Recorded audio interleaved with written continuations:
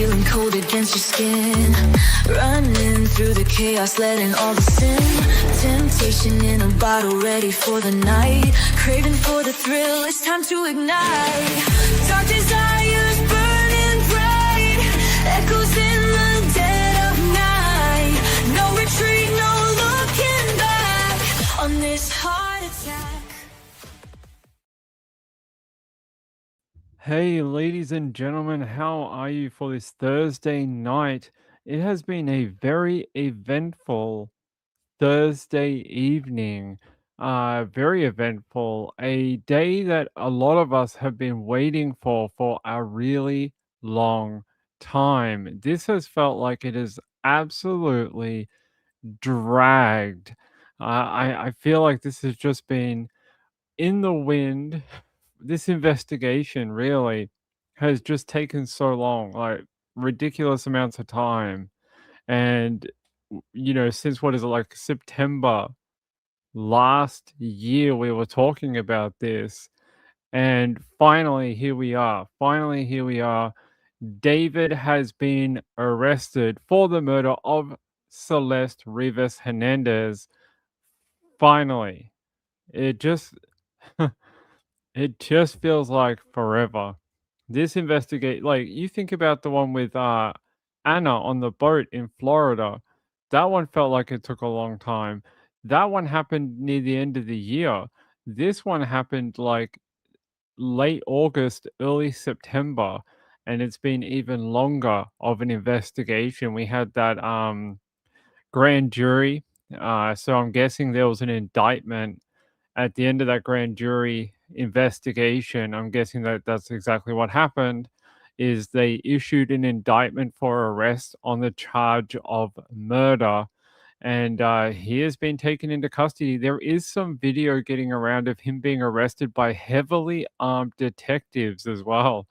Detectives or police, I'm not sure, but either one or both or the same. But the TMZ had a video going around. I don't want to play all of it, just so apparently someone filming outside their house. This is apparently this is the police response that they brought to come and get him. All these cops hiding behind cars. And that is him there. I know it's hard to see, but in the gray tracksuit pants and the dark colored jumper, that is David right there being arrested outside his property and taken into custody on that charge of murder. It seems to me, though, this is really only the beginning of the questions. There's so many questions in this particular case that need to be answered, right?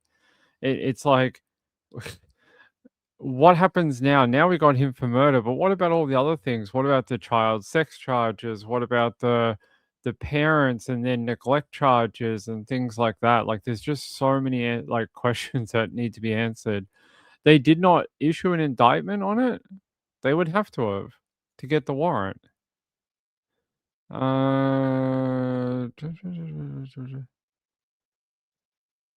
Hold on. I'm just catching up with you guys. I just got out of court for Samantha Murphy, so I'm playing a little bit of catch up with you guys. Let me have a look. Okay.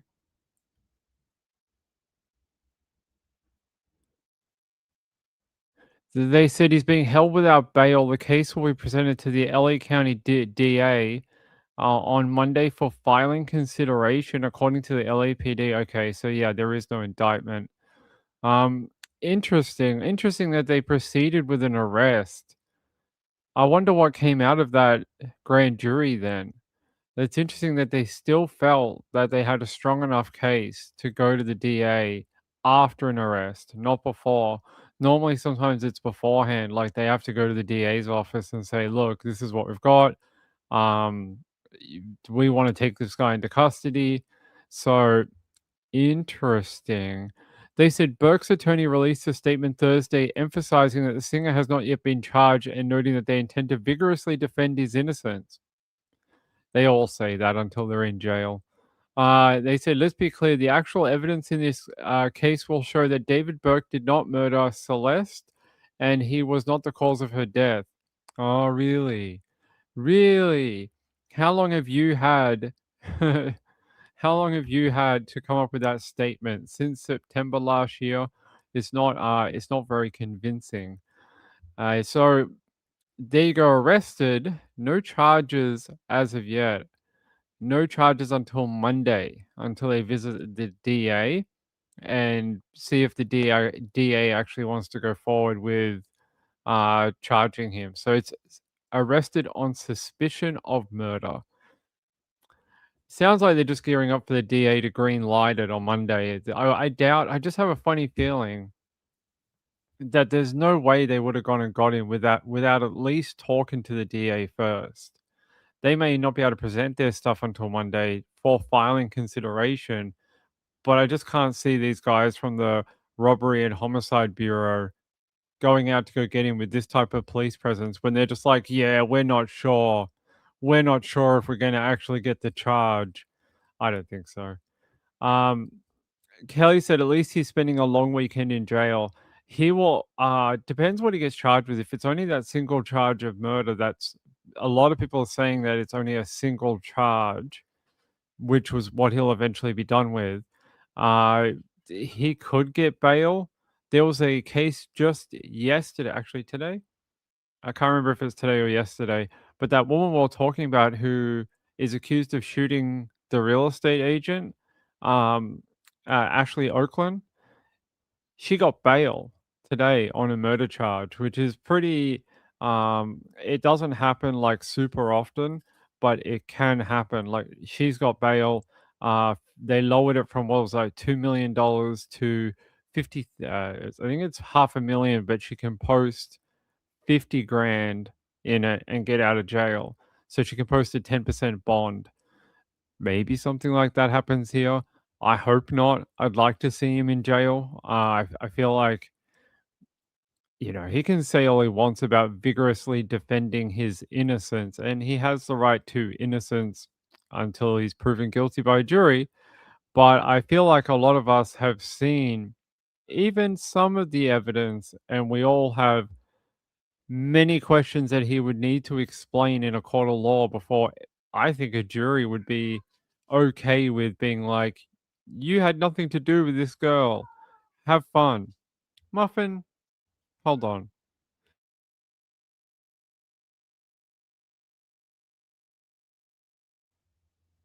My naughty cat is howling. He's been running around the house. So there we go. Amy said he's screwed either way. Well, I think that when you are associated with this either way, even if you beat the charge in 12 to 24 months time, all that information is going to be out in the public. So even if you somehow slip your way out of it and are found not guilty, you're forever going to be known as a PDF file. The girl was 13. It's not like you're talking about a 16-year-old girl. She was about to turn 17 in a week. It's not the same. This girl was a child, and deserved far more protection than anything he's done for her. He basically went to her home and groomed her, and she ended up being his like live-in girlfriend. I think that tells you a lot of what you need to know about David. I think any way you look at it, he's a predator. And I hope we see more charges on that. Hold on.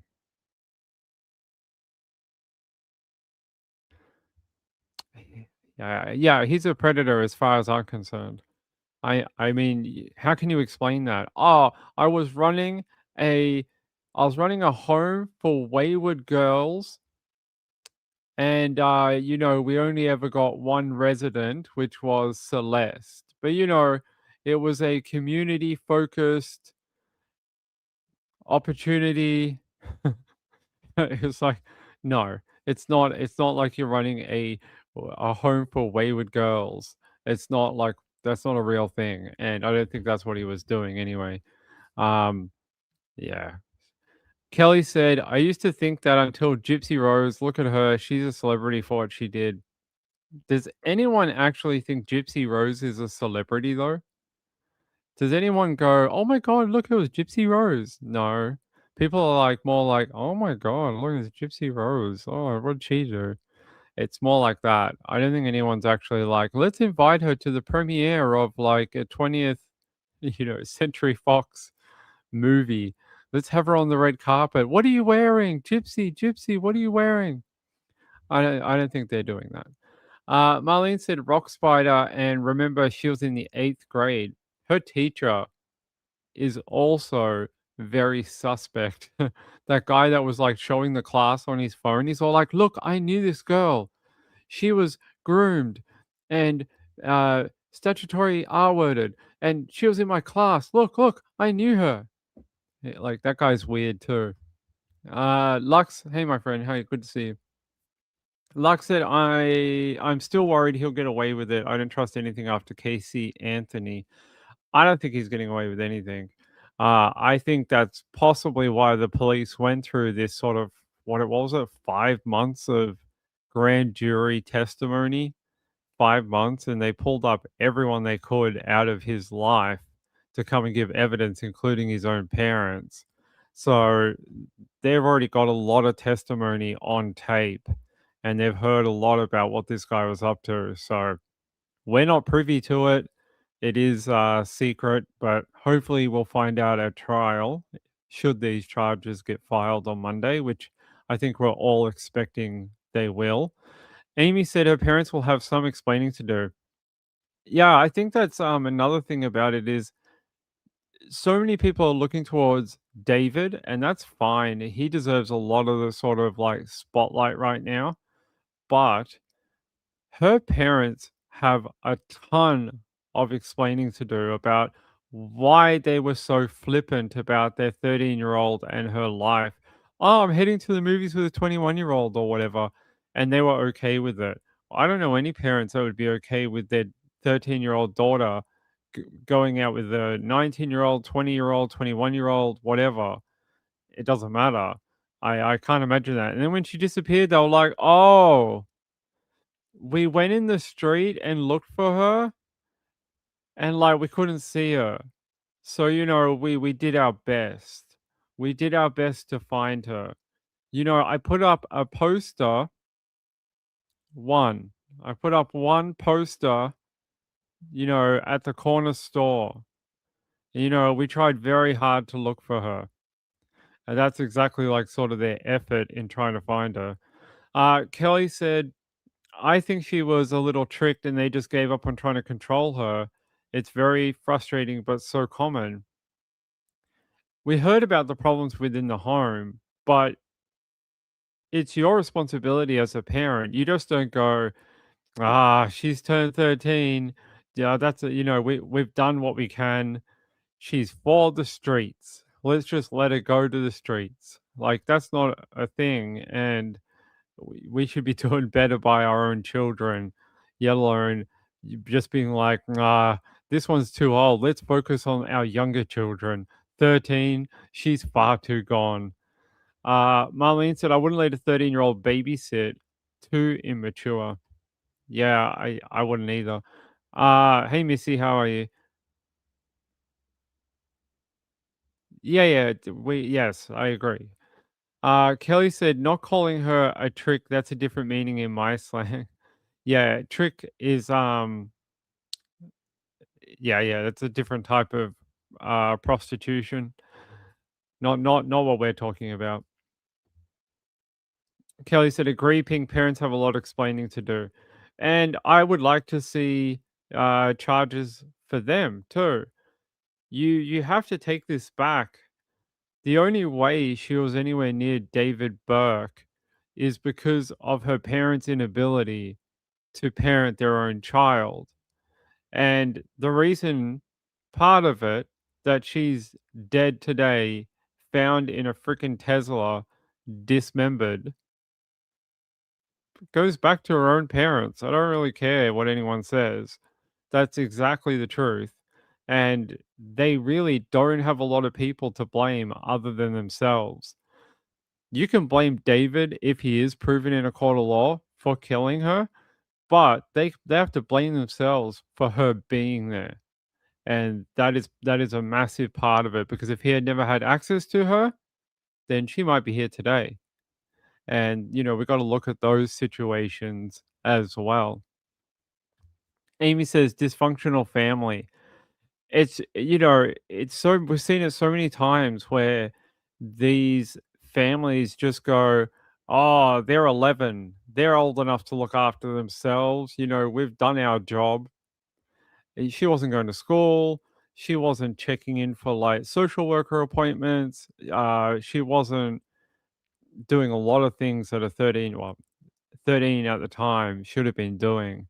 There's no way she should have been hanging out with some record music guy, hanging around drugs and alcohol and rock star lifestyle at that age. I mean, I don't think anyone of anyone in my chat would think it would be okay for their 21-year-old daughter to be hang- hanging out and living the rock star lifestyle. I don't think it's good for anyone, yet alone a 13-year-old. SP Mama said, "We've all heard about the family destruction, and some 11-year-olds look like 20-year-olds." I actually think she looks young. In all the footage I've seen and all the photos I've seen, I don't see someone who you go, "Oh, is that girl 18?" It's not like I've seen girls who are like 15 and they honestly look like they could be 18. She does not. She looks like a child. She looks like a child trying to play dress up as an adult. She does the hair and she wears the glasses and she wears like the fancy clothes. She's just playing dress up. It's not like she doesn't pass for 18. Not that I've seen anyway. Espeon said, "I agree. She has a bag face." What? Do you mean baby face? I don't think she has a bag face. That's a different type of insult for a woman. That's a very different joke. And the joke is something about like she'd be okay. You could do like you could have like a lot of sex, but like there have to be a bag involved. That's a different joke, and it doesn't apply to this girl. Yes, baby face I think is the that's better. Yeah, she is a bit more of a baby face. I don't think the other one is correct. Let me get a photo of her. Yeah, where is a photo of her? The bag face. You funny people. Let's get a photo of her. There's one in particular where she's wearing the glasses in a live stream and she's trying to look like sort of like David. It's the one I want to put up if I can find it. Because I think that one, it really shows you that even as much as she wants to play dress up and look 18 or whatever, she still looks like a child. Um, can't I can't find it, that particular one with the sunglasses. Where's the one where here it is. It's not a good image quality, unfortunately. But it's from this video. There's a video and she's sort of like hanging out with him with the giant glasses, trying to mimic him a little bit. And she's wearing that hoodie. She still looks very, very young, way younger than him. He a grown man. So, hey, Laurie. Laurie said, "Wonder what the motive was." Control. I guarantee it's control.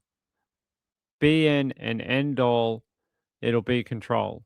I think it will be something along the lines of there'll be some disagreement, possibly based on living arrangements or visibility within his life.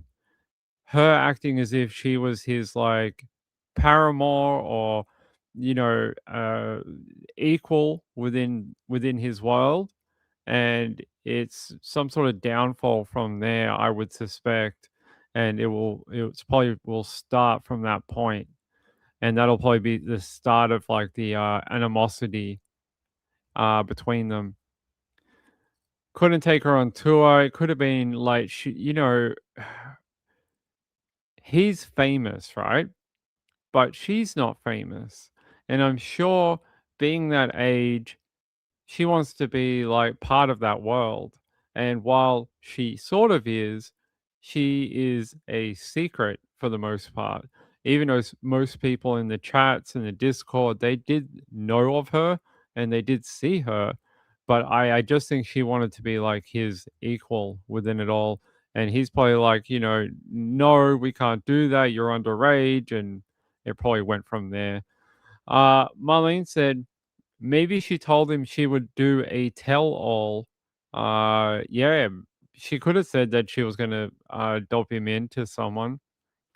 Kelly said, "I was so happy to watch David faceplant on stage at Coachella last year. I saw the video today, then his arrest came." Oh, was he at Coachella last year? I didn't see him at Coachella. Was he?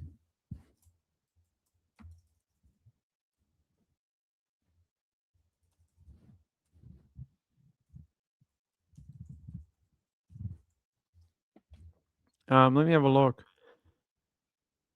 Um Okay, yeah, he was. Okay, I wonder, is she in that video? I actually have I have his entire set from Coachella on my computer. Was she in this video?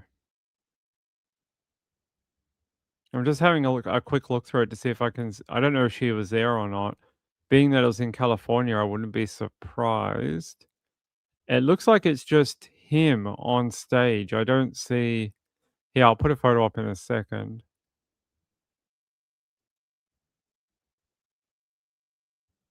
I don't see a female on the stage, only males. Oh, actually, who's that?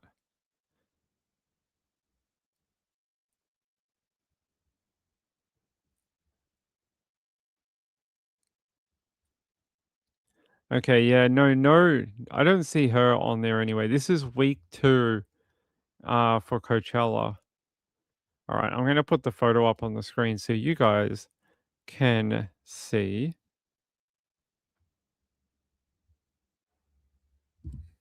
Here you go. Here's from my recording. I didn't know I had this video until I typed it in my search bar and realized that I actually had the whole recording for it. But there he is at Coachella week 2 last year. But yeah, I don't see a female. I don't see her anyway. What day was this? April 20. She would have been. Wait, when he went to Coachella, she would have been dead. So there's no way she could be there. They said that they believe she died in the spring, around April. So around this time that he went to Coachella. Maybe she wanted to go to Coachella. Maybe she wanted to be there. Um, Maybe that's what started the argument. Maybe she wanted to be a bit, Coachella is such a big influencer type space. It's where a lot of people, especially on week 1 of the event, they go there to be seen. They go there to get their sort of internet points and stuff like that. I would not be surprised if maybe part of their argument was to do with that she wanted to be more visible at Coachella because it is such a big event. There's photographers and Instagram, and there's a lot of people posting photos and video. And this would have been a very publicized live stream. This would have been a big deal. So I wonder if it's something to do with that. I'm just having a look. She's not there, and it's only men on the stage. Only guys, a guitarist, a drummer, and a guy with a video camera, but no females anywhere. I don't have his week 1, unfortunately. Actually, do I? I might, because did you say there was he fell? Let me check.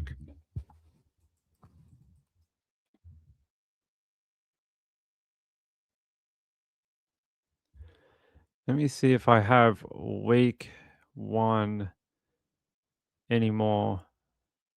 I have a bad feeling I deleted it like last week. I know I do. I got it. Do I have all of it though? How do I open path?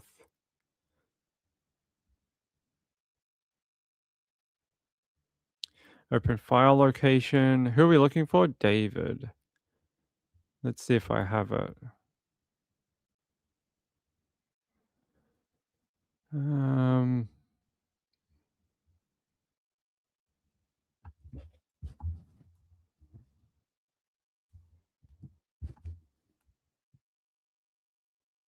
I have his week 1 as well. I have both. And in the week 1, he's wearing a completely different outfit. I will post a photo in 1 second when I get a better view of him. He's wearing a white outfit, sort of like that romantic homicide outfit. No female on this one either. All right, here. I'll post a photo for you guys.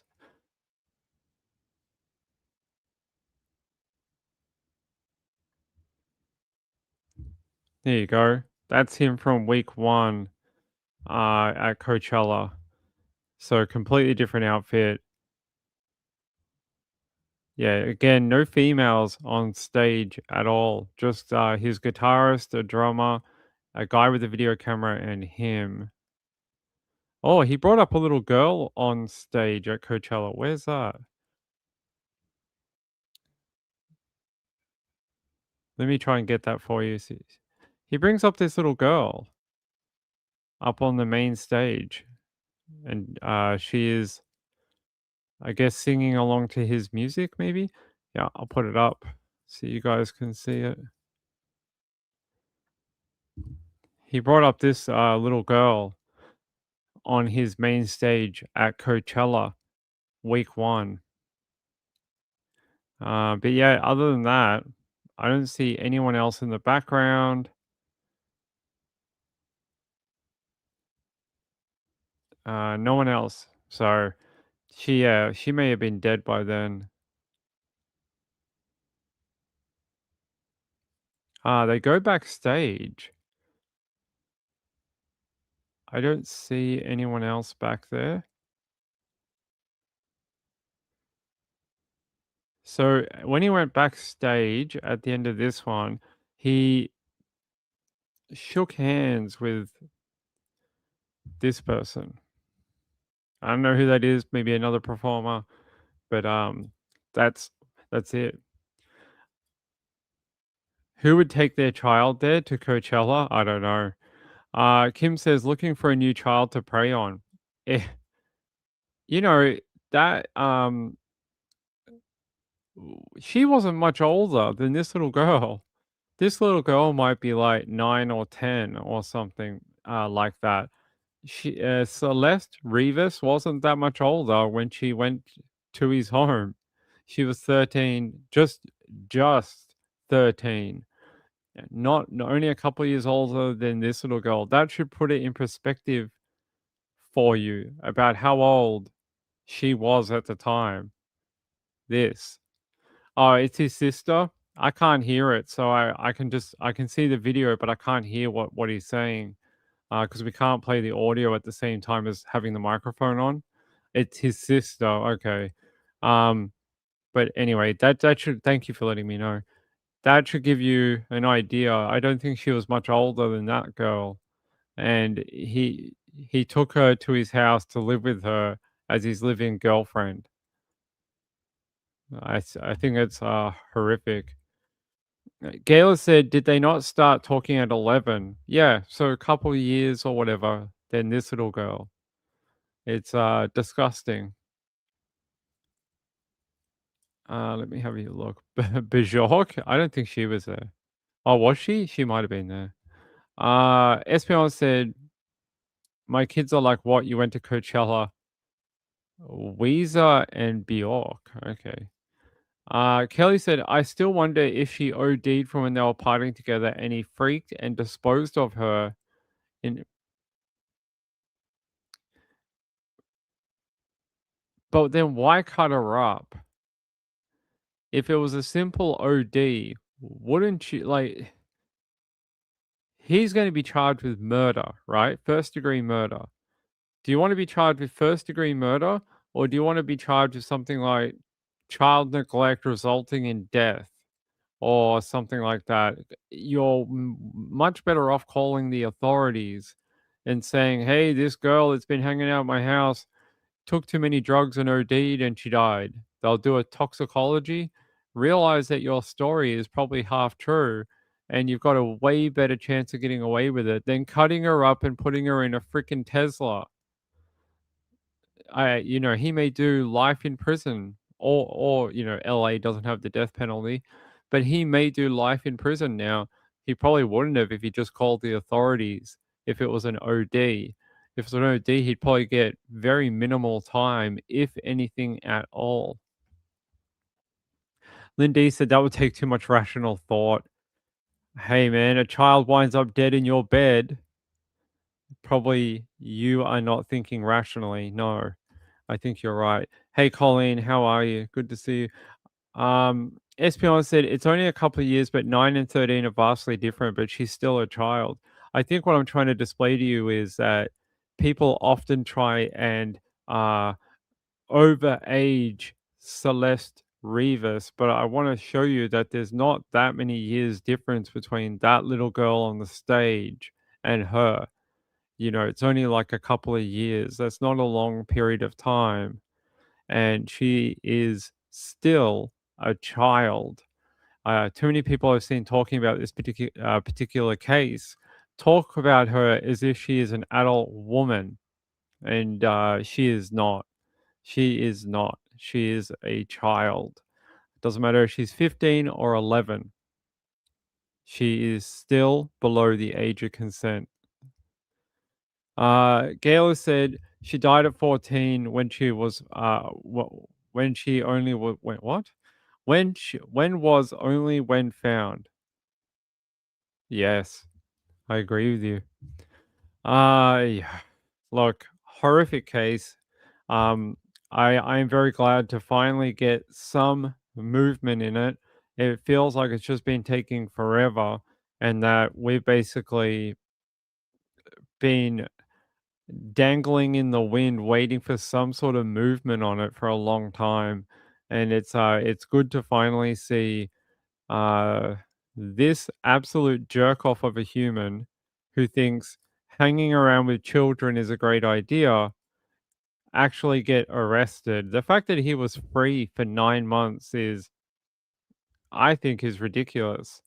I think it's ridiculous. Somebody so well known. Look at all these people that know him at Coachella, and you're like, hey, a girl was found dead and dismembered in your own Tesla. But you know what? We're going to let you run around LA, you know, keep living your life for 9 months. It's shocking to me. Kelly said exactly the mainstream media was not focusing on her age for a long time. She's got to be represented for what she is, and it's a child. I don't want to hear anyone say, but she seemed older than she was. Doesn't matter. I don't care if she was on the corner selling. I don't care if she was on the corner, turning tricks. Doesn't matter to me. She's still a child with the law. Kim said, first heard of David from Yu Ping.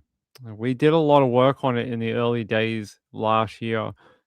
Kelly said, did SF Investigates make a statement? I don't know.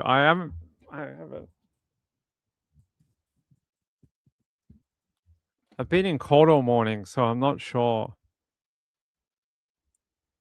He just said basically, oh, okay. He said David was arrested by complaint, not indictment.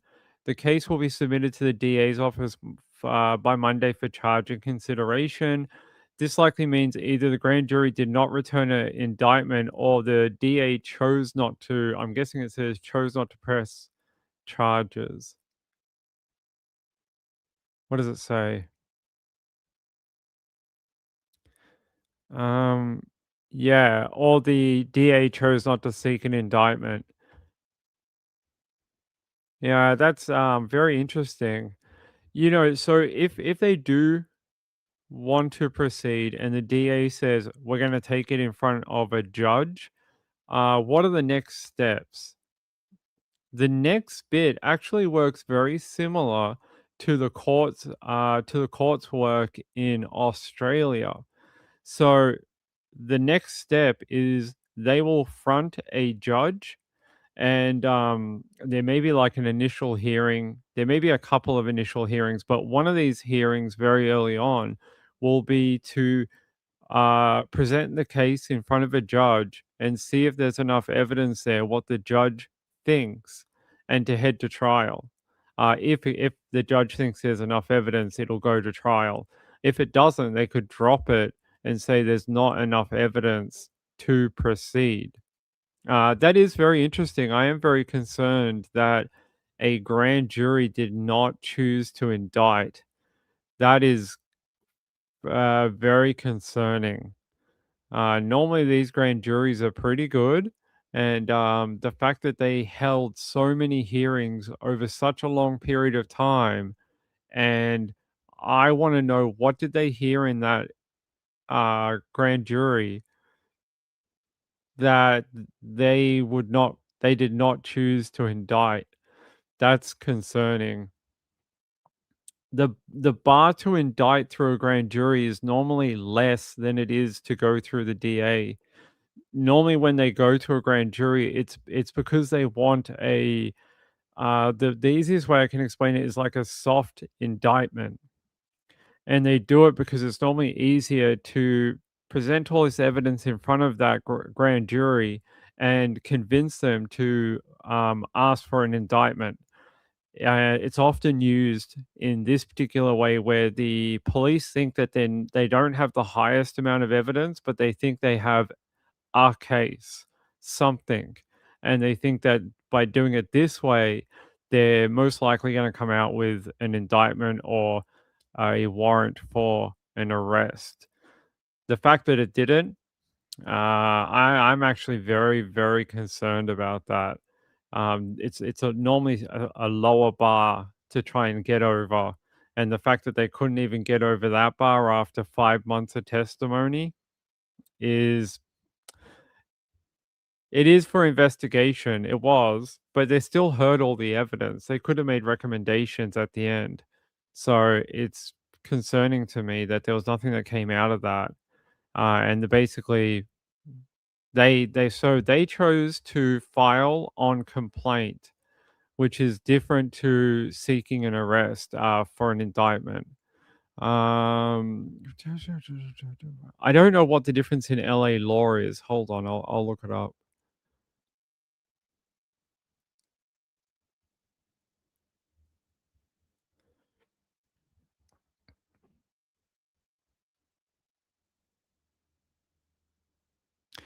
Yeah, look, I agree with Steve.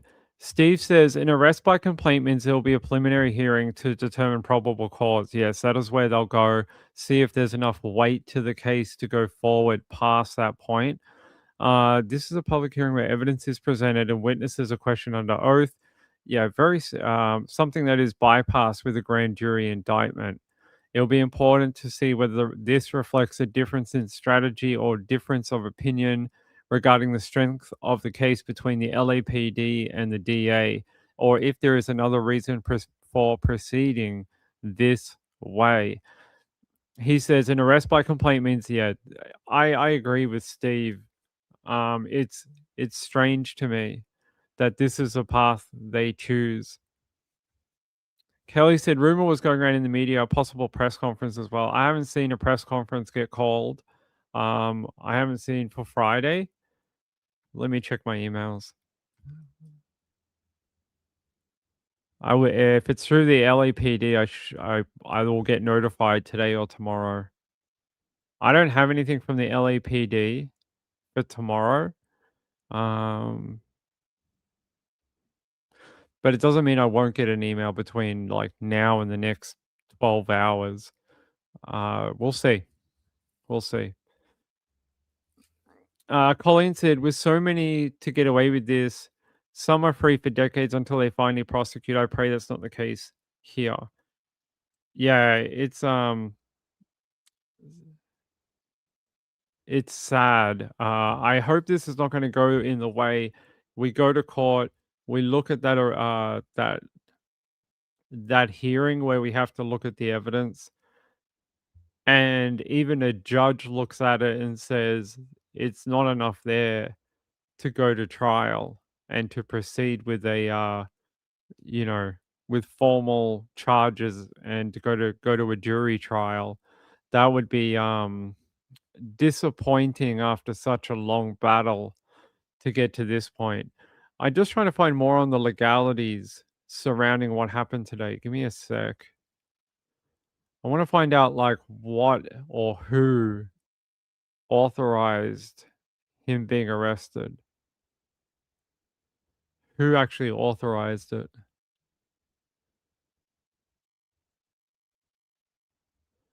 Let me go down here.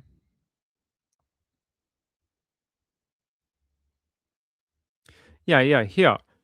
Um, on November 26th, the LA Times confirmed that an investigative grand jury had been convened over the course of the month to hear evidence regarding possible recommending charges related to the case of Rivas' death. Grand jury proceedings remained ongoing, and they reportedly questioned executives at Burke's record labels. Authorities reportedly have identified a suspect or suspects they believe are involved in the case, but not now. We know it's that. Uh, yeah, so it could have, like I said earlier, it could have recommended charges, and they didn't. So that is, yeah, I'm very concerned about that. That we may actually get shut down by a judge as well. Like I was telling you before, normally a grand jury is used as a soft approach to either an arrest, to charges, to an indictment.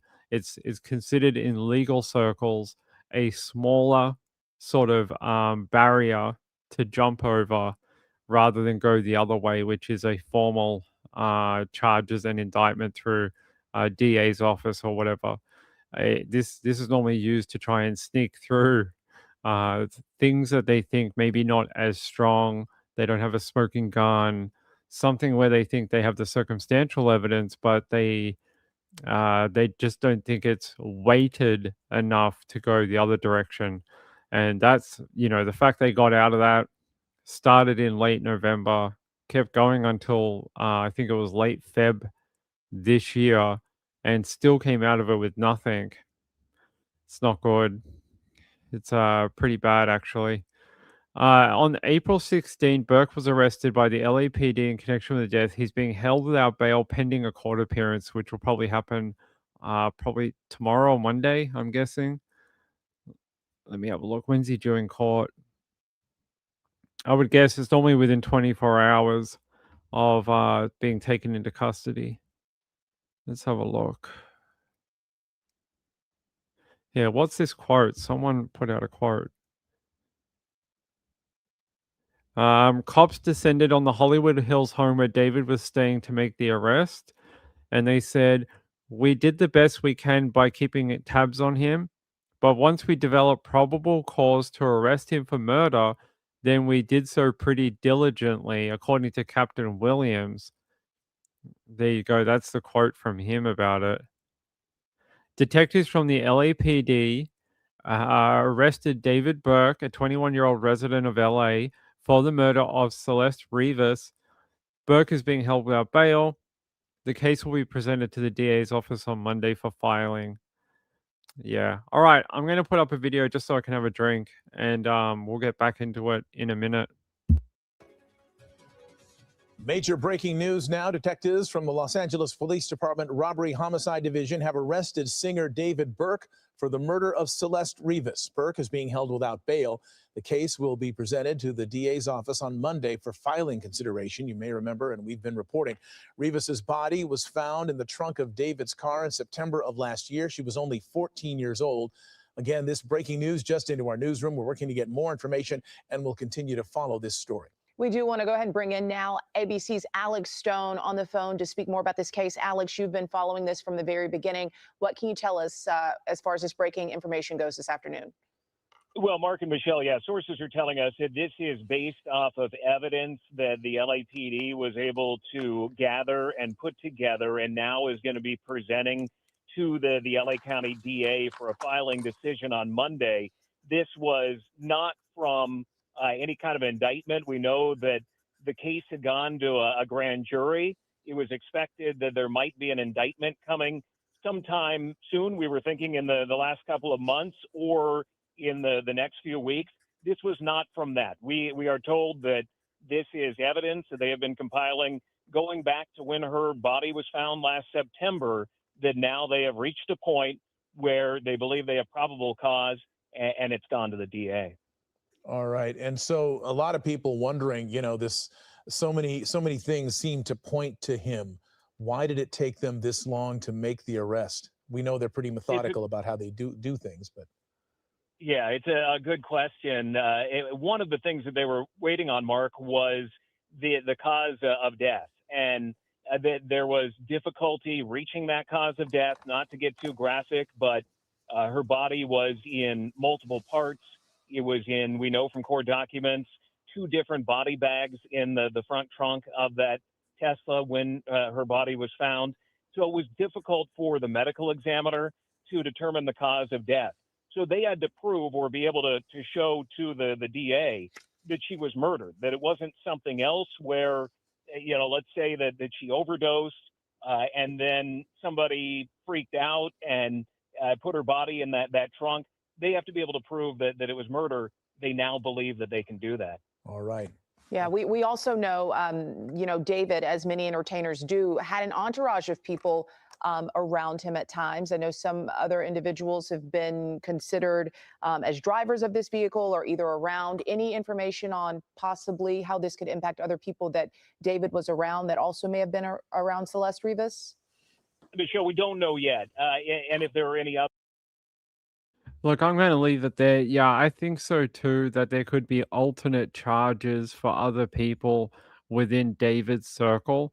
But if I know how normally these police departments work, they want to focus on that main charge. They want to focus on that main perpetrator.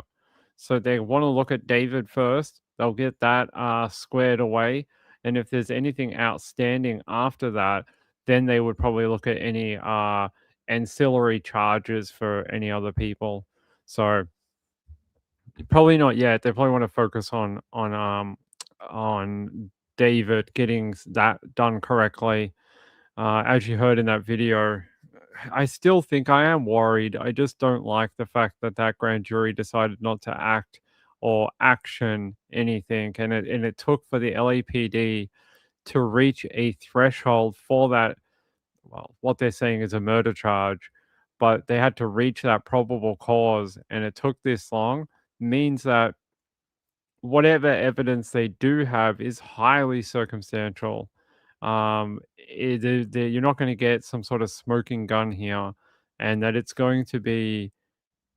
I think it's going to be a hard case. I really do, and I think part of it, like they said in that video, is to do with the condition of the way the body was found, the fact that it was so highly decomposed, cut into at least, well, 2 pieces that we know of, and the fact that it had been sitting in that boot of that car for such a long period of time, that it really kind of messes with things, especially with the medical examiner side of it. So,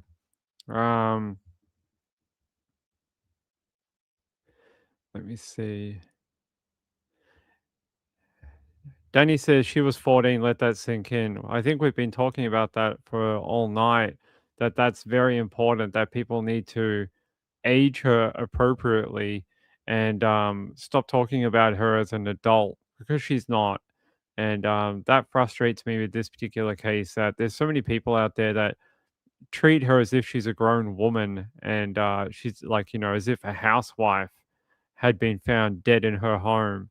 It's not the same thing. And there's in my opinion, it should be more than one charge against David, but I get what they're trying to do. Those other charges won't matter if they can get him on the murder charge. So, you know, it's a concession. It's a concession to try and get that murder charge, which is more important. So let's have a look. Want to see if there's anything on. I just want to see if there's anything else about the legal part of it. Okay. The case will be presented to the LA DA on Monday. The prosecutor's office said Thursday that its major crimes division are the ones who will end up reviewing the case on Monday. Let's see. You know, his lawyer says, let us be clear, the actual evidence in this case will show that David Burke did not murder Celeste. Well, you're going to have to explain to me how 2 black cadaver bags got into the trunk of your vehicle and how a girl who was under your care, rightly, legally, wrongly, ended up decomposed and dismembered. Or not dismembered, but just, yeah, in parts. Tell me how that works, and then we'll tell you whether your statement on the actual evidence will show that David Burke did not murder Celeste. You tell us that bit first. Yeah, so I don't know now that if a charge does go through on Monday, I wonder if that security hold over her medical file will be lifted or not. Now, originally that security hold was put on late last year, and it was done. The LAPD basically said it was done so that the public basically couldn't access the file before the LAPD could investigate and lay charges against whoever might have been responsible. Well, if you get charges on Monday and that clears the hurdle of the DA, do they then release the security hold on her medical file? I think that's a possibility, maybe. So we might actually find out a bit more about what that autopsy. We found out a little bit last year, but we might get to find out a bit more. Danny said, "I am from the Netherlands. I like our friends from the Dutch. They are good people." Rachel said, "I wonder if they will hold the file because she was a minor." They said last year, though, that that was not a consideration in this particular case. Remember? Remember when they went to court? That was not one of the reasons they actually asked for the hold. The hold was asked for so that they could investigate. They never said anything about it being underage, even though I agree with you. But that's not one of the reasons they put forward late last year. It was so they could investigate and so the public couldn't get a hold of the information inside of the file and then spread it around the internet. So, let's have a look. Hey, it's good to see you all tonight. I don't know what you guys are all up to on Thursday night, but I hope you're having a good night out there. It's been a long day today. This news came out a couple of hours ago. I was actually sitting in a different court hearing, and my phone was buzzing, and everyone was messaging me, going ping, ping, look. This is happening, and my phone was buzzing so much. I was like, I might get kicked out of this courtroom shortly. I might get told to leave because my phone was making so much noise. SPM said maybe that's why people jumped on the she's older issue. They didn't consider it, so why should we?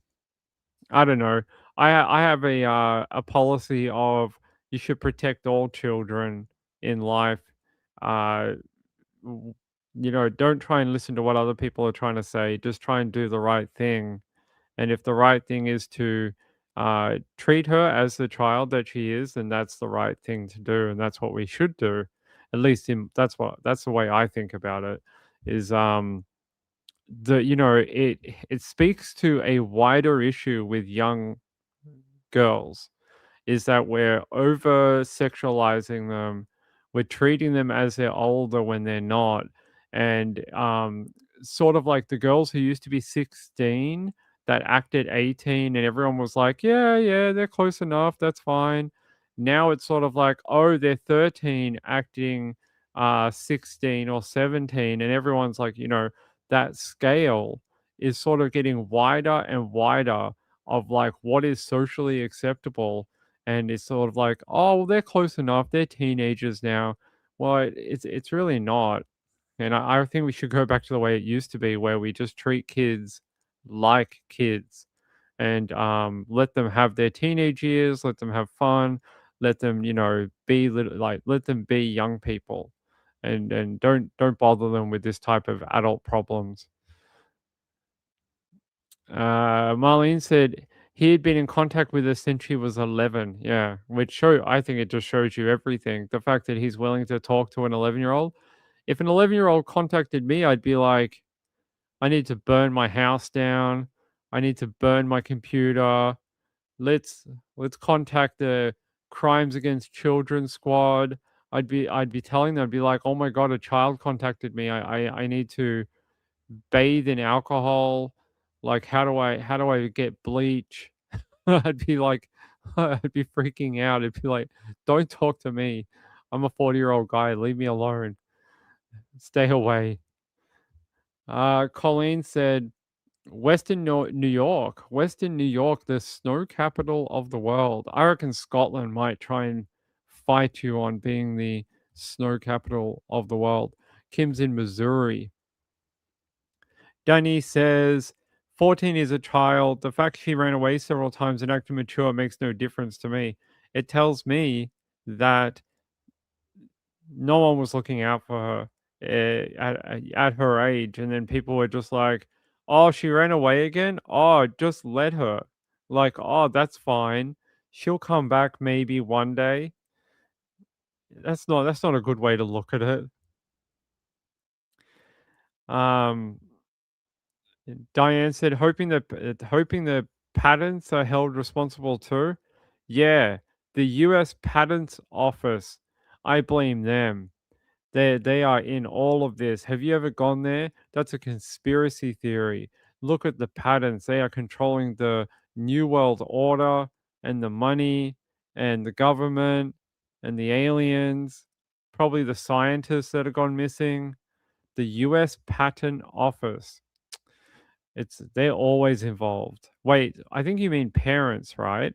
I think Diane's means parents. Okay. Hoping the parents are held responsible. They knew. I agree with you. And I said that earlier that there's no way that girl gets to David Burke's home and stays there for a number of years until they just stop caring. I just want to know what parents just stop caring and they're like, "Oh, have you seen Celeste recently?" No. What was she doing the last time you saw her? Oh, she was going to the movies with like a 20-year-old guy. She'll be all right. She's fine. Well, what if this guy's taking advantage of her? She's old enough. She knows what to do. Like that's almost their attitude that they were like, she's old enough. She's a teenager. If she wants to go hang out with a 20-year-old guy, that's fine. She does not want to go to school. That's okay too. That's not we shouldn't be normalizing teenagers not going to school, and we shouldn't be normalizing deadbeat parents either. And as far as I'm concerned, her parents are deadbeat parents. They've been investigated by CPS a few times. They didn't give us stuff when their daughter ran away. And I saw them in the media a while ago trying to play victim that Celeste is dead. And it comes across as so fake to me.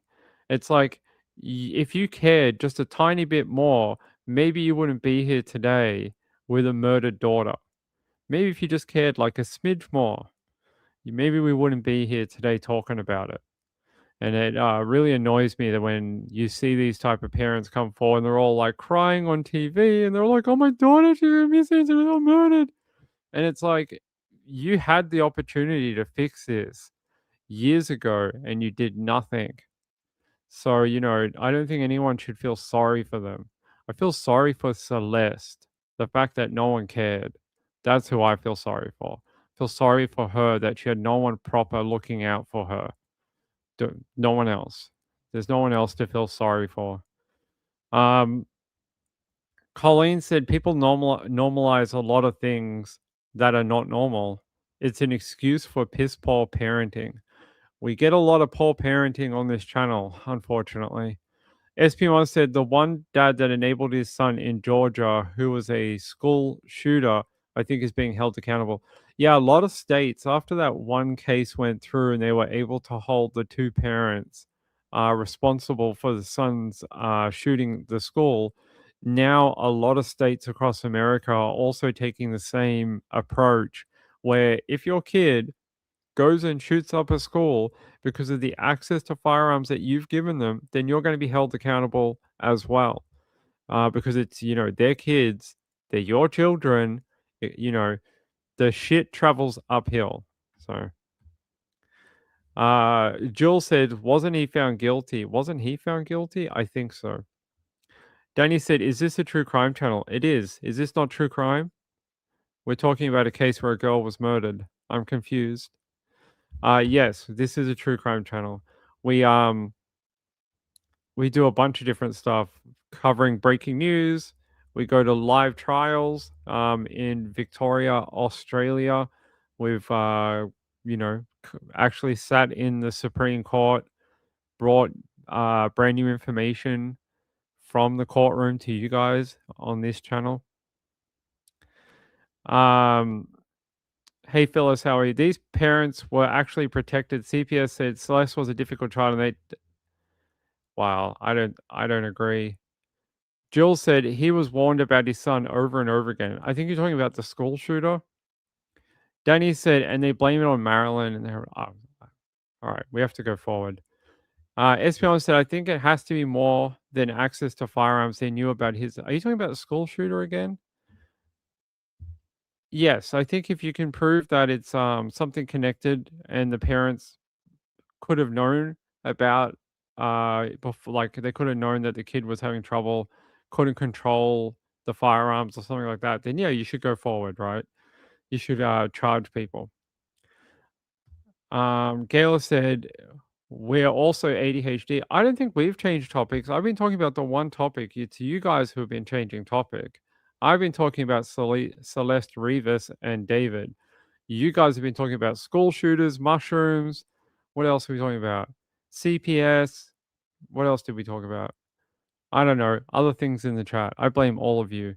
All of you. Eminem. Lots of things. I blame all of you guys.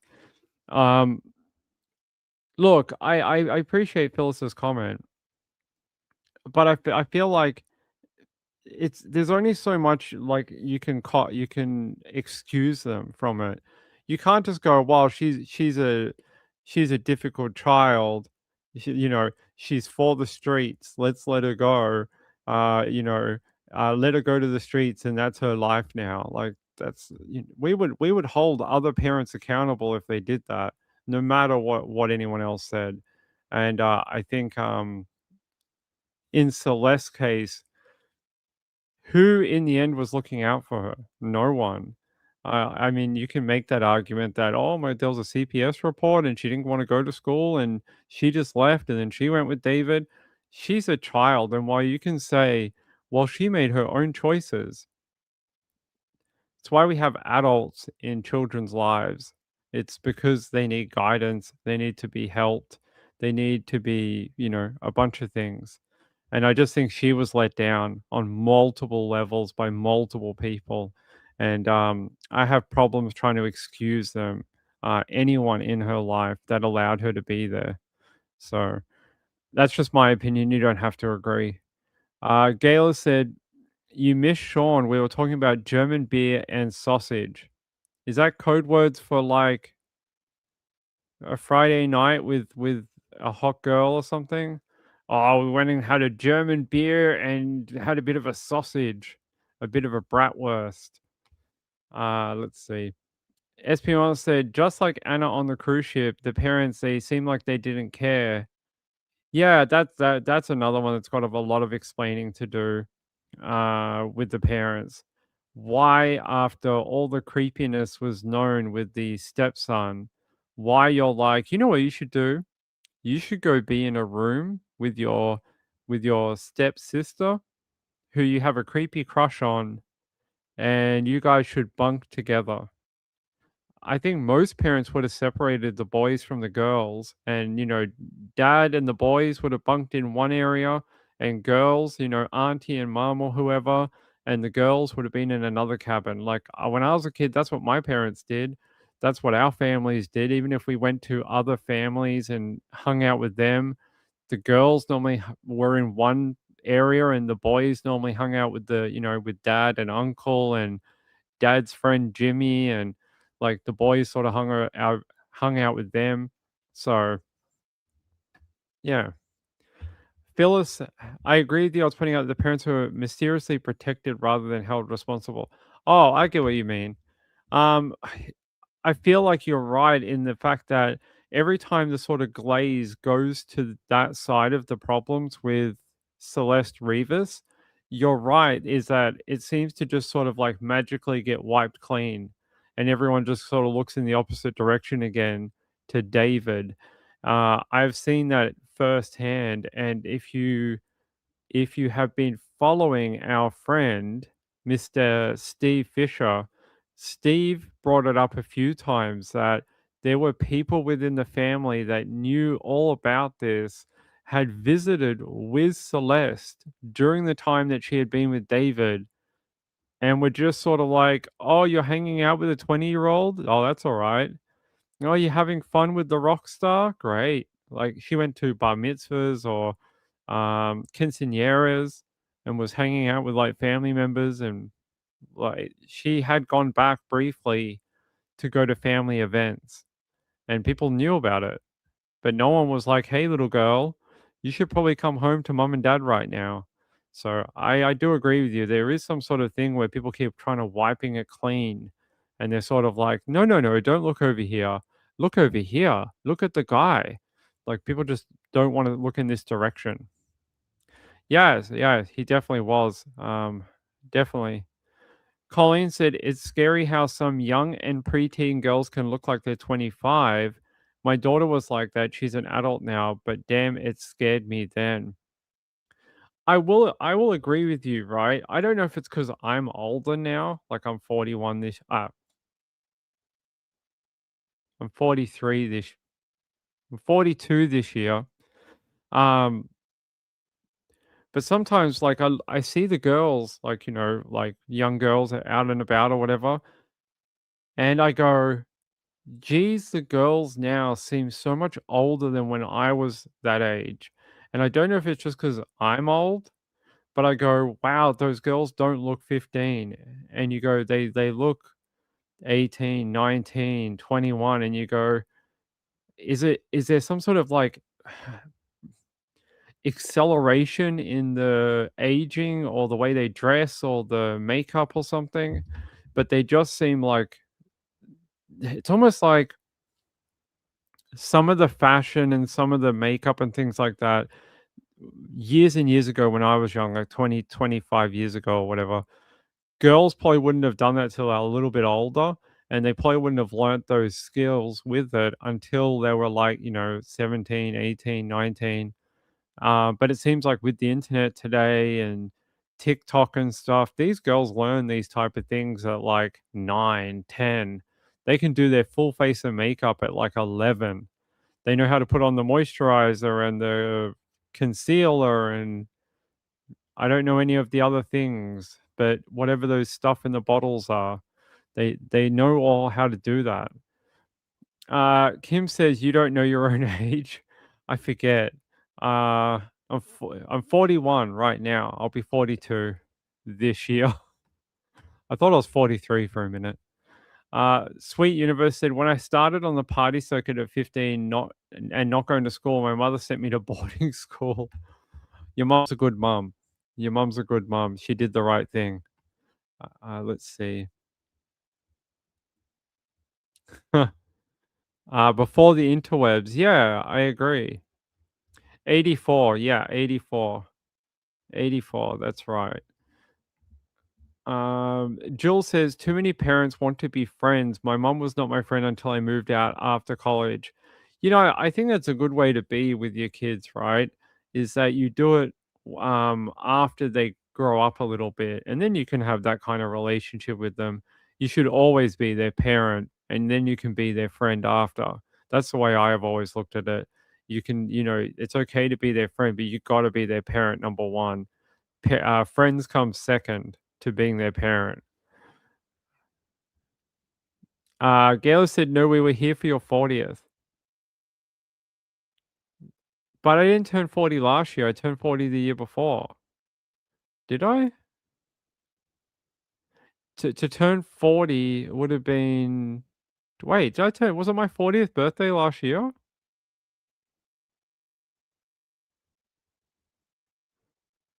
No, it would have been 2 years ago, right? In 2024. Because 1984, 4 decades since then, is 2024. So 2025, I was 41. This year, I'll be 42. Stop confusing me, you weirdos. SP Mom said, it's with my friends, not yet. We have fun, play games, but number one job is to be a parent. That's right. You're born in 1985. So you're like 1 year younger than me. Kim said, yeah, everyone's trying to confuse me with numbers. How dare you? It's a Friday afternoon. How dare you? It's been a long week. Yeah, I can't remember either. I have to look at my card and I'm like, what does it say on the license? What year is that? You just forget. The older you get, the less you remember how old you are. You're just like, how old am I? All right. Did I have a birthday last year? Do they do that every single year? Do I have to count the ones, every year? Do you just do it every leap year? Is that how it works? Phyllis said, I think Celeste's family saw the potential of getting money out of the relationship. Maybe David was going to be blackmailed because Celeste was a minor. I actually like that theory a lot. I don't know about the blackmail bit, but I do agree that the family saw an opportunity to sort of, if they just let Celeste do her thing, then she might have been the partner for David, and then she could have, had his babies and they got married and be part of like, a rich record company family, to a famous singer, and then they'll be set for life because he's a millionaire. All they had to do was wait a few years until she was legal and then they could get married. 100% agree. I'm almost sure that was part of it because these people didn't have a ton of money. I'm sure they saw Celeste as a bit of a meal ticket. So Kelly said, wait, it's Friday there already? Yeah, it's Friday here. It's Friday afternoon, 2:42 p.m. Friday afternoon in Melbourne, Australia. It's 6:42 a.m. in Amsterdam. You got to go to work, my friend. Hey, oh, how did I do that? Oh, Kim, I'm sorry. Uh-oh. Is there a way to fix that? Oh, shit. Was banned. Kim, we might have accidentally banned you. Hold on. No. Unfortunately, it took all her comments away. Hold on. Gayla, find a comment from Kim, use the three dots on it, and unban her. So I can't do it from my screen, but can you please do that and make sure she can return? Because no, it says here, Kim was banned and their comments were removed. I hope they're not banned. Just try and click the unban thing. Colleen says, Ping is from the future. I am from the future. That's right.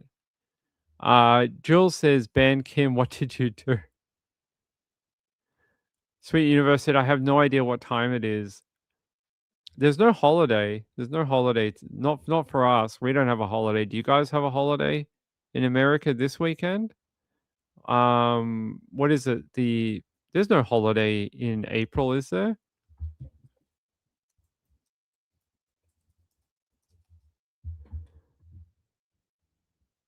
Um, tax holiday, tax day in America, April 15. I think that was yesterday though.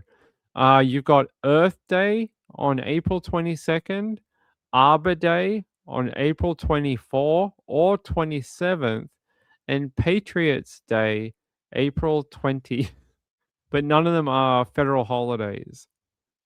So you're gonna have to wait for Confederate Memorial Day, maybe, if you live in the southern states of America. You can't undo it. All right, hold on. I'll fix it, guys. I have to go dark for a second.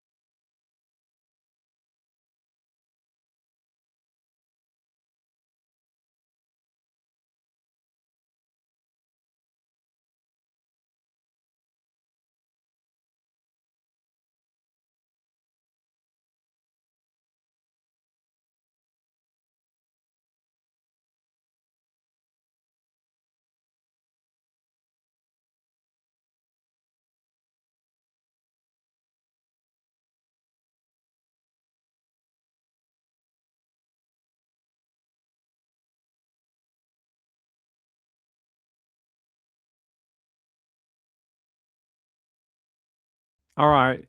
She should be back.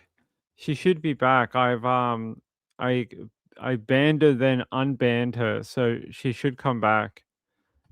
You are welcome. I sent out 5 memberships while I was on the chat on the other side. If you got one, congratulations and thank you for being a part of this channel. If you haven't, you could hit that subscribe button. I would really appreciate it. We have a lot of fun here. We've done almost 1,000 live streams on this channel over the last few years.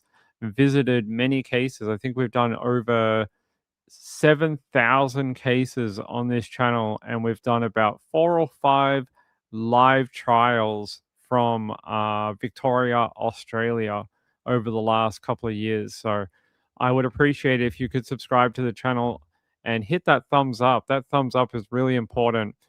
We've been trying to get to 200 thumbs up, and we haven't quite broken it yet. We got to like 180. One time we got to 170. We're still trying to break that record of 200 thumbs up on the channel. All right, let's keep going, my friends. What else did I have to talk to you about? Let me just do one last check for David. What time is it? 2:47. Okay. Let me check what else we have. But yeah, great news. Really happy to have that come forward. Funny that it happened during Coachella weekend too. This is weekend 2 for Coachella tonight. All the people are heading out. I think they headed out at like 3 a.m. this morning to try get into the campgrounds to set up their cars and get to Coachella for tomorrow. So this is the final weekend for 2026, and I find it interesting that they arrested him on Coachella weekend, which is held in California, and they decided to do it on the weekend that a year ago he was at the festival and on a stage. So I find that a little bit ironic.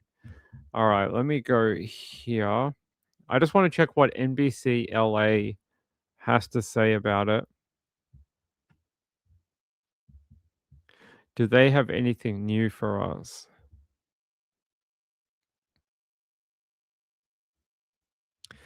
Police said they followed the evidence and were careful not to compromise the investigation.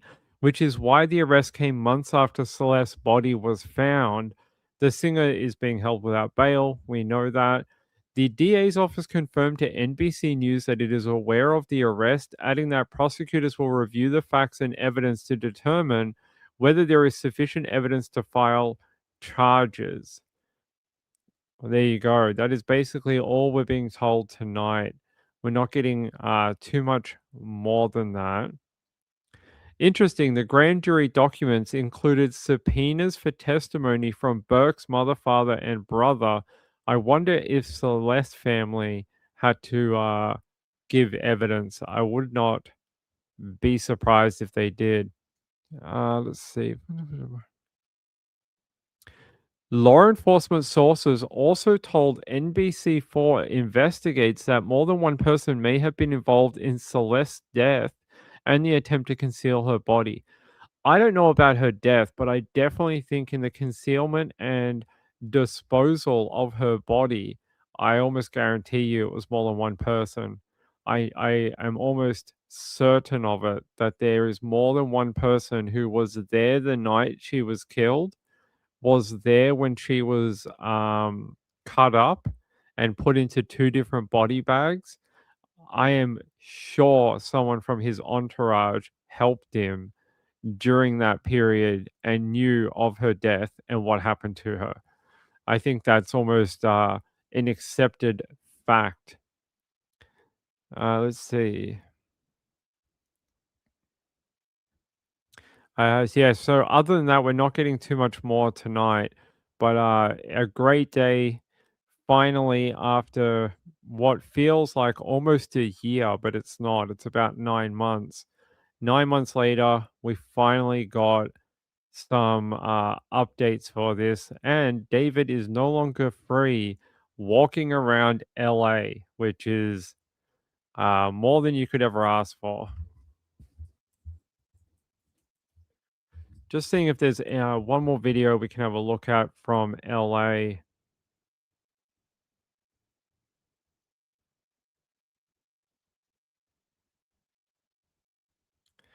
Yep, we can do that one. I'm going to take you to NBC LA just briefly.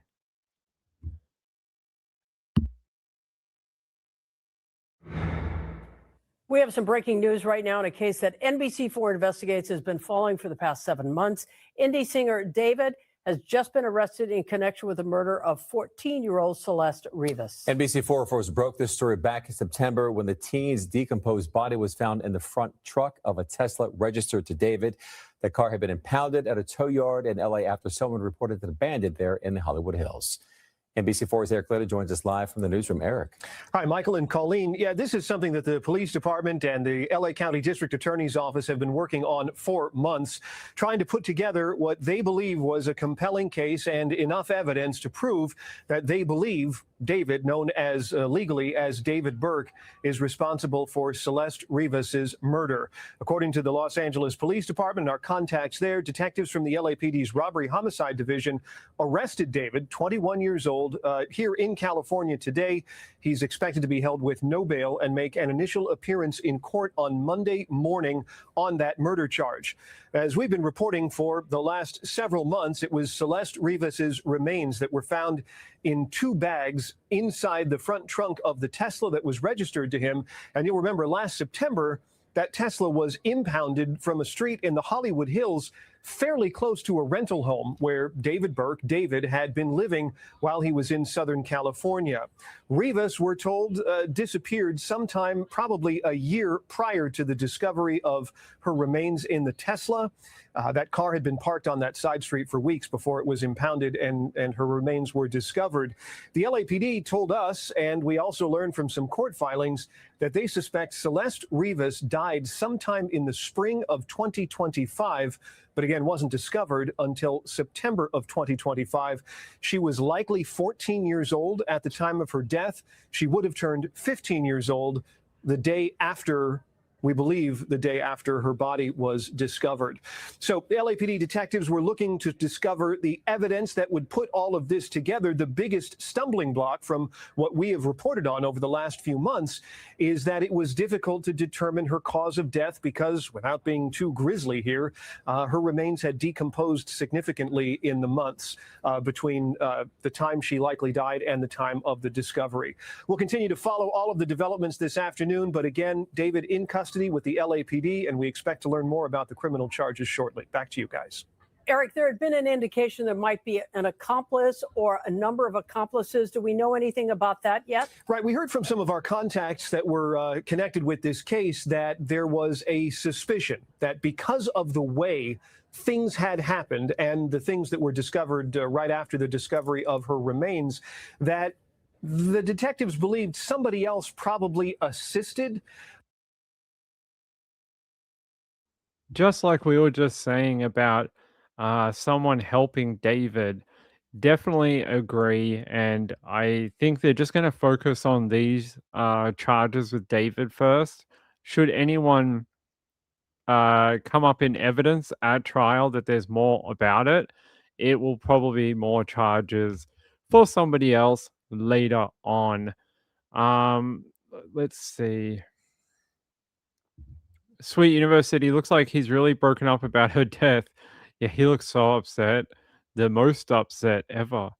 Danny said, I only drank 2 cups of coffee in my life. I don't drink coffee. I can't stand it. I can't stand tea. I don't like coffee. Like, who wants to go, let's get some grass. Let's put it in hot water and let's drink it. Yum. Grass water. I don't think anyone wants that. And the other people are like, let's get some beans that come from a plant and let's just grind them up. Dirt water. Let's put it in a cup and pour boiling water over it. Dirty seed water. Yum. Let's do that. Like, people are mental. I don't know why people love coffee so much. It's the most grossest substance on earth. It's like, watery brown stuff. Let's drink that. It comes hot in a cup too. Let's just drink that. I think they drink it because there's nothing else available. They're like, what else have we got that's warm? You can have Bonox. No, I don't want that. What about a hot chocolate? They're like, I'm not 5. And they're like, I want something that'll keep me awake for the next 2.5 hours. Well, you get a coffee. Tastes like crap, but it'll keep you awake. Yeah, I don't like coffee. It tastes horrible. Don't like tea either. I don't understand. They're like, here's some flowers. We dried them. Here, put it in a cup and pour some water. What is it going to taste like? It's going to taste like flowers. Please drink it. Does it do anything? No. What does it do? It's just flower water. Have some flower water. Sweet Universe said, I wonder why people saw a crab on the beach and thought, oh, that looks yummy. Yeah, like it's the first person. You ever heard that joke? Who is the first person to ever decide to drink cow's milk? Like, what did they think? Oh, I'm just going to find this giant animal and suck on its teat and see what comes out. I think that joke is funny. I think that joke is funny about like the first human to ever decide cow's milk was a good idea. I think there's a lot of things in human life that you can attribute to that. Gail said, I have over 15 flavors of tea here. You could just say, I have 15 flavors of grass and plants here. I can pour hot water over them and they all taste the same. Espion said, tastes great to me. What does? The inside of a cow? Okay. Colleen said, you can't function in mornings without coffee? Yeah, what about mushrooms though? Talk about Erin Patterson. Ask her. Chipmunk said, I love tea and coffee. I don't see the appeal about loving coffee. I don't think that's such a great idea. Oh, Rory, my cat is here. What are you up to, cat? I think she's hungry. She's like, can I have food? Food? She probably wants a afternoon snack. Gayla said, I don't drink them all. I buy them for my dad. Chipmunk said, what's your go-to drink, Ping? I drink mineral water. Mineral water these days. That's all I drink because it's supposed to be good for you and it's better than drinking like soft drinks or anything. Yeah, Rory is here. Hi, Rory. You going to say hello to everyone? You're so talky when no one's here. And then as soon as someone's here, you're like, you don't want to talk. She's here. What are you doing? She's like she's trying to hop up on the bench. What are you doing, Kat? Yeah, all right. She's gone. All right, Rora. She's shy. She's shyer than Muffin is, yeah. She's hiding underneath my feet right now. She's just food motivated. That's all she cares about, food. Danny says mineral water. Yeah, that's all I like is mineral water. I don't mind those other ones that, what do they call them? The agua. The ones that have the flavored, like basically flavored water. Those ones are pretty good too. Gayla said, I drink lots of Dr. Pepper or sparkling water. Dr. Pepper? What's wrong with you? No one goes through life and is like, you know what I want right now? Out of all the thousands of drinks on earth, they're like, you know what I want right now? I want a drink that tastes like cough medicine from the 1980s that has a little bit of carbonation. That's what I'm really craving right now. Cough syrup that's carbonated. Like, I don't know anyone who likes Dr. Pepper. You know what's a shame? I did like they had this drink. They did a 7-Up that was tropical flavor last year out of the USA, and I must have bought about 8 cases of them. So good, but the store where I bought them from doesn't sell them anymore, and I'm so devastated by it because they were so good. Any type of clear soda is sort of like what I like. And the 7-Up tropical was so good. My favorite. So good. Lindy says, I like Dr. Pepper too. It tastes like cough syrup. I don't know why. It must be you Americans grew up drinking it or something, and you're all like, it's so good. An Australian drinks it and they go, whoa, it tastes like cough syrup from when we were children. Rachel said, I saw that 7-Up yesterday and thought of you, Ping. I love that 7-Up. It is so good. They had another one. It was a Shirley Temple 7-Up, but I didn't buy it because it was not sugar free. I only buy the ones that are sugar free, and they didn't do the Shirley Temple in a sugar free version. Rory, stop jumping up. Danny said Sprite is better than 7-Up. I like Sprite too. Sprite has a better flavor than 7-Up, but but Sprite, at least in Australia, doesn't have a tropical, and tropical is over everything. Tropical flavored everything is good. Mountain Dew, I don't like the Mountain Dew. I have some here.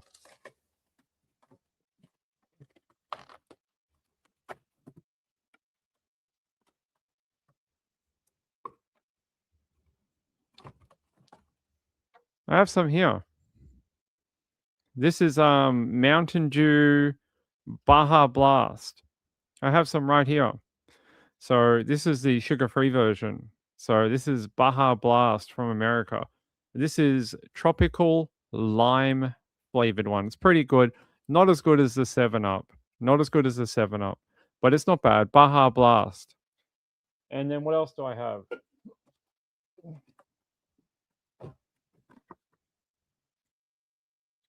I've got cherry Coke sugar-free, but I bought this thinking it was going to be a little sweeter than I thought it was going to be, and it's a little cough syrupy. I like cherry flavor, but this is a little cough syrupy for me. And it's not as sweet.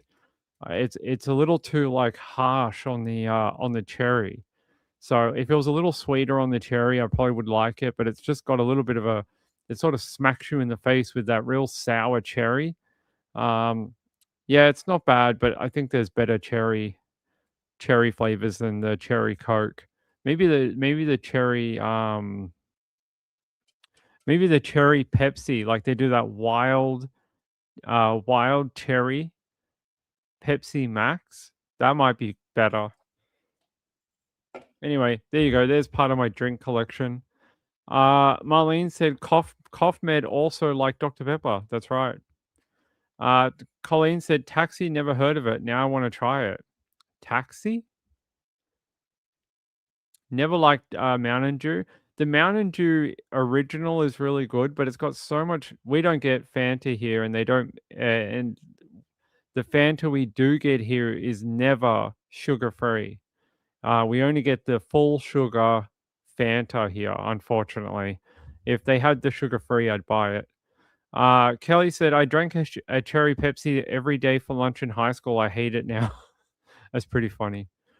Jules said, I like the Code Red and the Live Wire Orange in the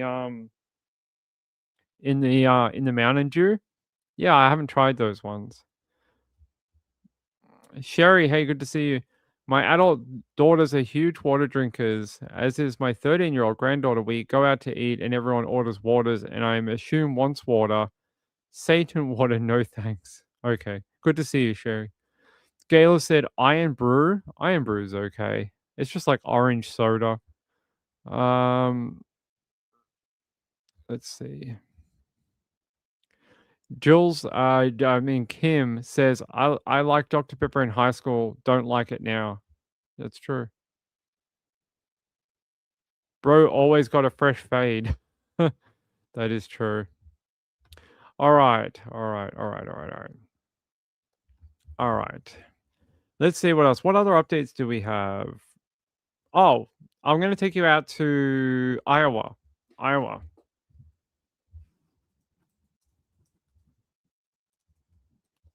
We've got another story that we have to talk about from Iowa. So the woman accused of first-degree murder in the 2011 death of Ashley Oakland has bonded out of jail after her bond was reduced to $500,000 with a 10% surety. So she was able to post $50,000 and she was able to get out of jail. So she is now free. She is no longer in custody after spending about a month behind bars waiting for this bond hearing. And I have some video of her getting out of jail that I'm going to play to you. Tonight, the woman accused of killing an Iowa realtor 15 years ago is out on bond after a judge agreed to lower it. Prosecutors charged Christian Ramsey with first-degree murder in the cold case crime. In 2011, a witness found realtor Ashley Oakland with 2 gunshot wounds at a townhome where she was hosting an open house in West Des Moines. This is the moment Ramsey left the Dallas County Jail this afternoon. Her attorneys asked to have her $2 million bond lowered to $500,000. They cited her ties to the community and lack of a criminal record. Judge agreeing with this in new court documents filed today. Conditions of her release also include house arrest, the removal of any guns in that house, and GPS monitoring. A trial date is set for January of next year. Antonio Rivera says what started as a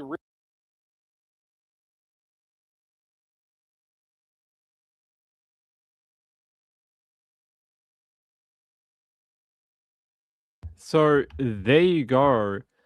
Out on bail now. I liked that video. Let me see if we can go back. I want to show you. Christian murder in Let's pause that. found Des Moines. So that was her getting out of jail. Hiding away, trying to scatter out of jail, and we'll have to wait and see. But to get out on bail on a murder charge is not super common. So she is very lucky. Jules says, I've always wondered why all are given bail. It's because everyone is assumed to be innocent of the crime. Depending on the severity of the crime, depending on what your bail is. some courts have taken to just doing astronomical bail amounts to get around the sort of assumption that everyone deserves bail. That's why sometimes you'll see $10 million bail, because no one can pay that. And no bail bonds company is going to take a $10 million bail. So it's basically cost prohibitive, but it's a way of getting around the whole everyone deserves bail. And they just do stuff like that. So she had a $2 million bail, reduced to $500,000, but she could pay a 10% surety on it, which was about 50 grand. $50,000. So she had to come up with 50 grand. The only reason she was let out of court is because the defendant has no criminal history, has never presented to court ever, has had no violent actions made, claims made against her, and she has strong ties to the community, has stable employment, and has never traveled overseas. So she is not a flight risk. She has never left the country as far as they know. So she's always traveled within America. I think they said the furthest she had ever gone in her life was Florida. That's the furthest she had gone. So Phyllis said, that woman has been free for 15 years, no more free time. They had to go back to her childhood to even find a character witness. We were talking about that last night. And I said, how is it that the only person you can find to come into court was someone that hasn't seen you in 30 years? 30 years. They asked the lady when she was on the stand, they're like, when was the last time you had contact with her? And she's like, oh, in 1995.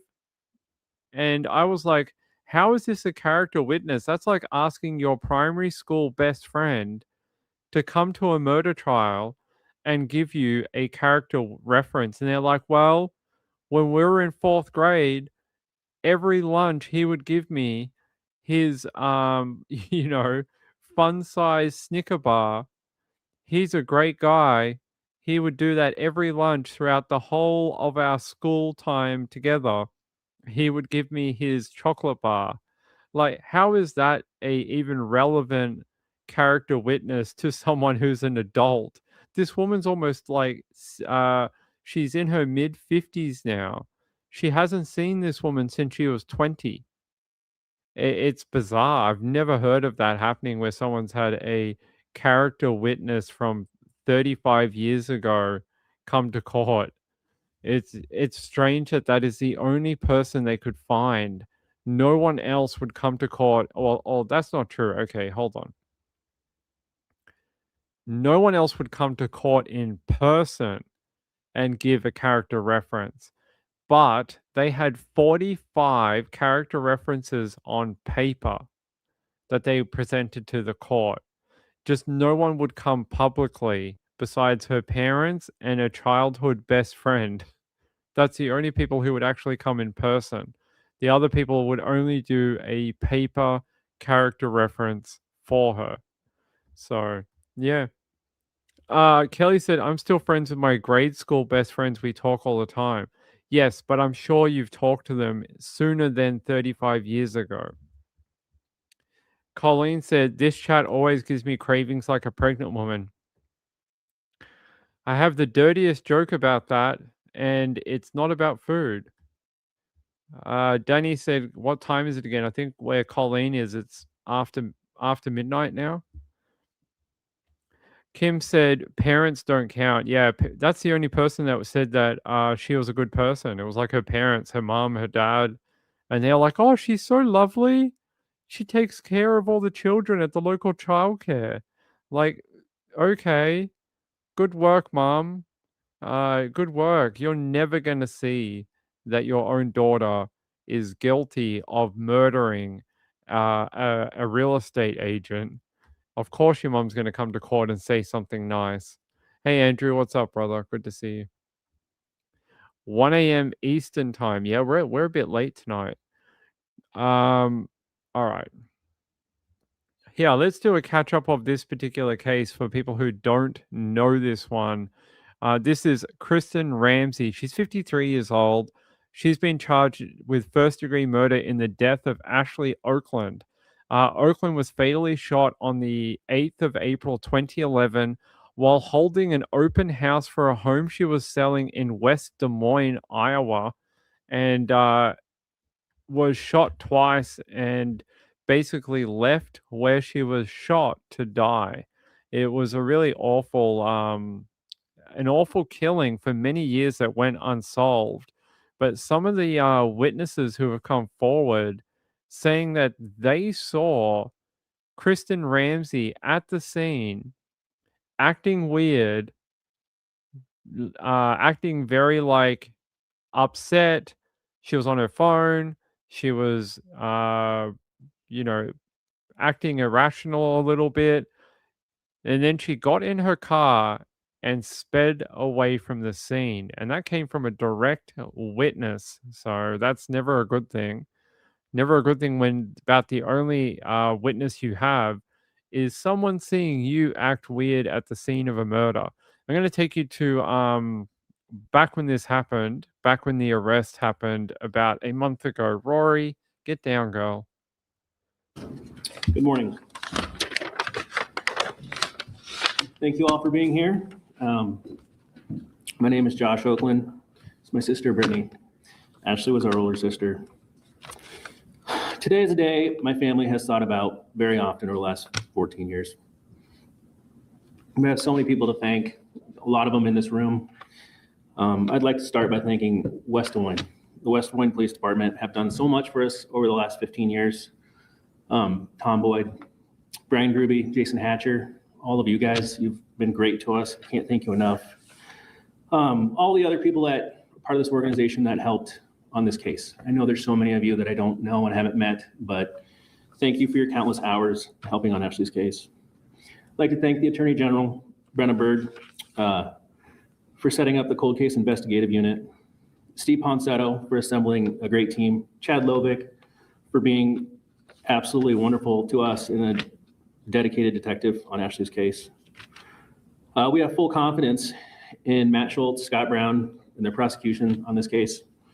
We look forward to working with them. I'd like to thank the media, several of you in here that I've spoke to over the last several years, keeping Ashley's story alive. And also, I want to thank justice for Ashley. It was really difficult to accept that the case had gone cold. A little less than a year ago, I met Chad and Steve, who were assigned to the case, and they promised me that they would give it their all every day. And they truly did, alongside all of the hands in the West Des Moines Police Department, who over the years have been relentless in working on this. They've been given the chance to work on Ashley's case, dedicating their focus and time to it. So that was definitely a gift to us. Their dedication, commitment to Ashley, their drive and work ethic is a true gift from God that we feel fortunate to be touched by. I'd like to thank.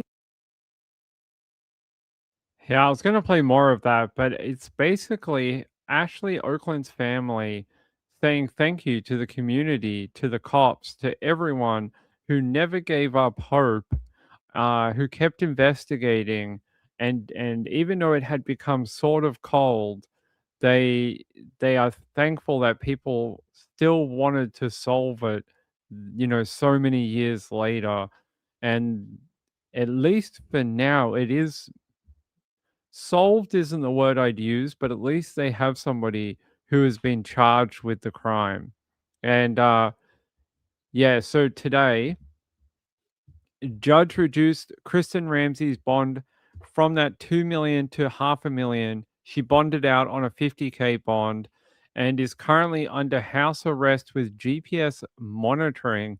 She's also not allowed to talk to any witnesses in the case at all, and her movements will be monitored. She's also not allowed to, I think she has a curfew as well. She's pleaded not guilty.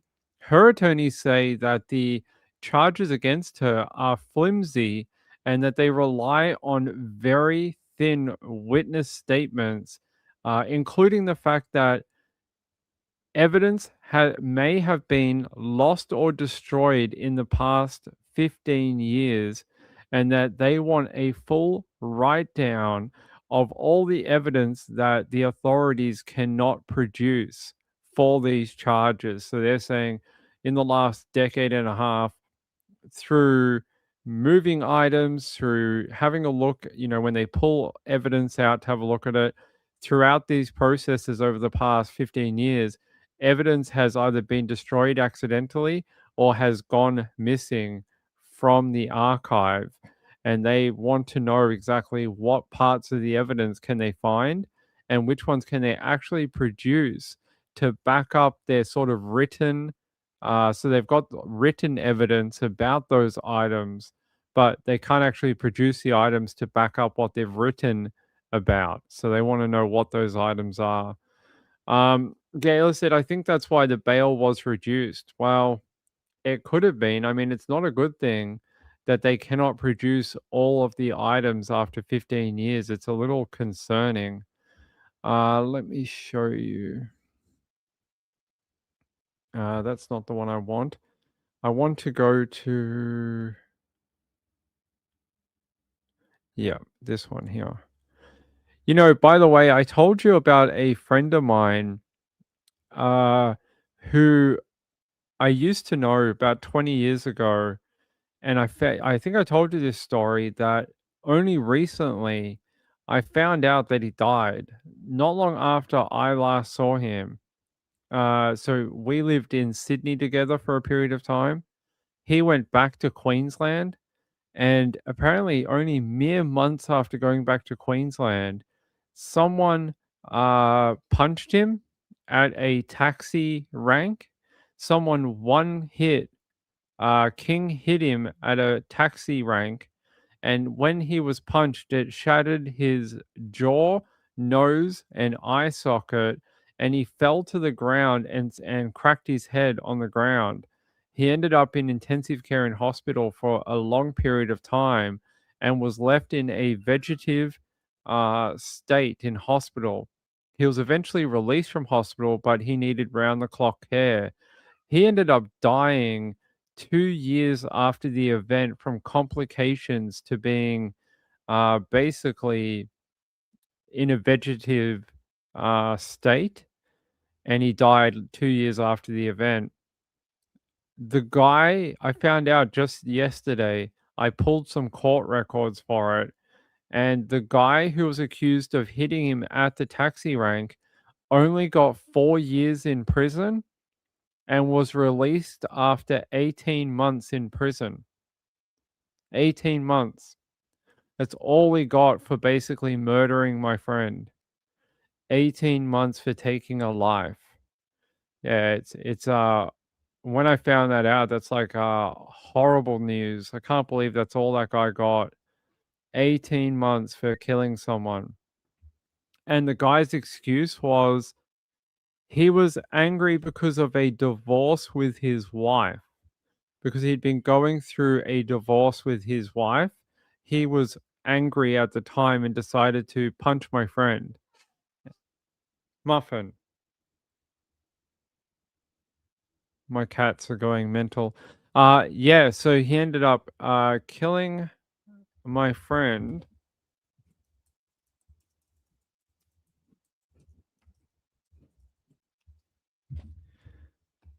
I'll see if I can find it. I don't know if I will.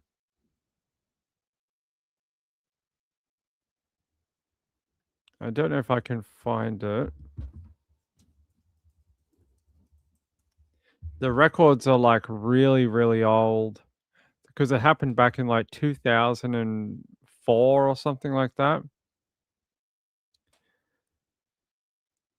Yeah, there we go.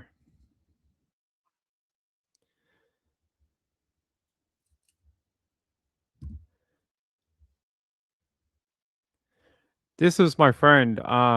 We used to hang out a lot when we were young, and his name was Will Smith, which is hilarious because he's not Will Smith, but he used to think that was a great pickup line with the ladies.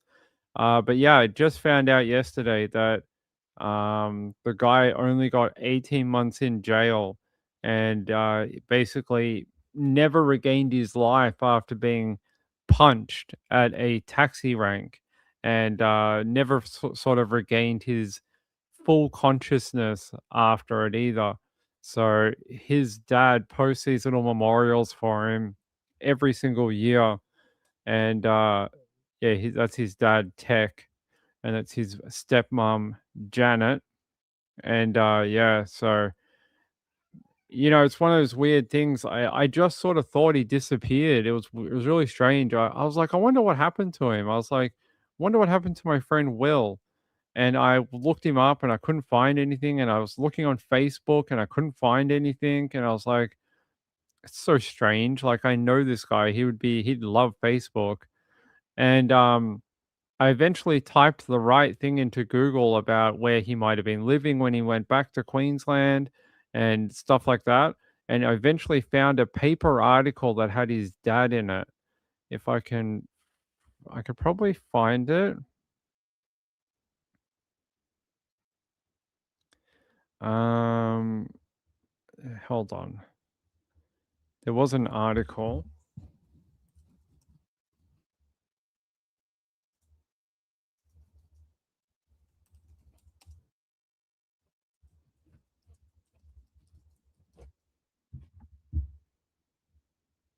This is unfortunately the only article I can find that's still around.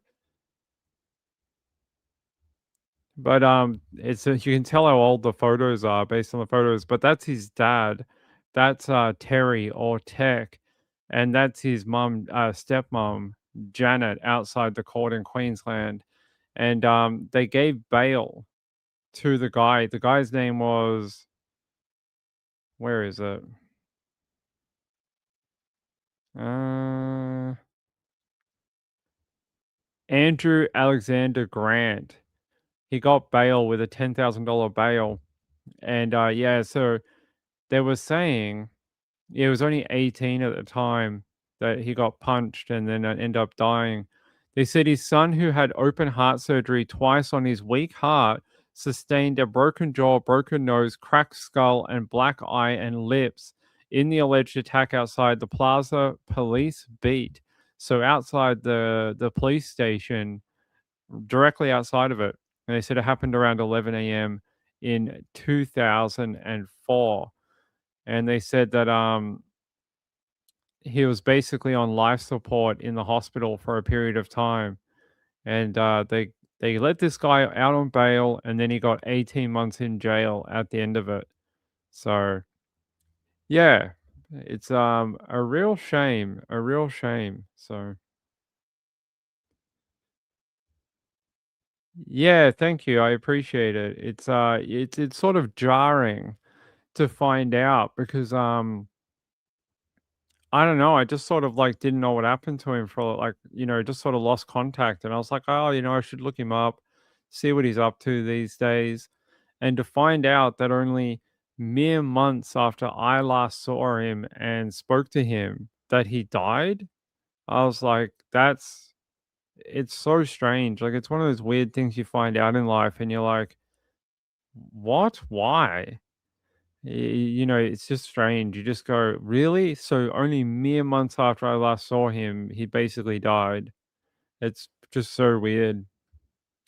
Um, yeah, I've been looking for his dad and I cannot find him. Like, I know his dad and his dad knows me, and I cannot find his dad or his stepmom, Janet. I don't know if they used to live in Noosa. And I don't know if they live there anymore because I checked everything I could about Noosa in Queensland, and I can't find either of them. I know his dad used to have a business.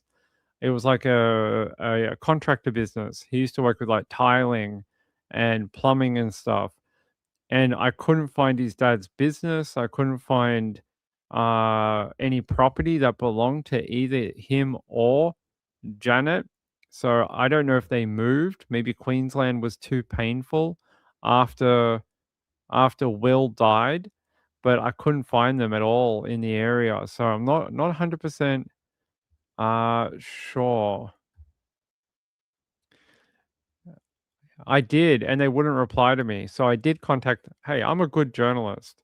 I already did that. I already contacted the journalist who wrote the article in 2004, and I contacted the paper. But they said because it had been so long, the system for the paper had changed several times over the 20 years, and a lot of the notes that they had, they don't have it anymore. So they're like they couldn't help. Yeah. Kim Jules says by the end, oh, that's not good. Yeah, it's crazy. You know, you don't ever like you hear of people dying and they might get in a road accident or they die from old age or a heart attack or something.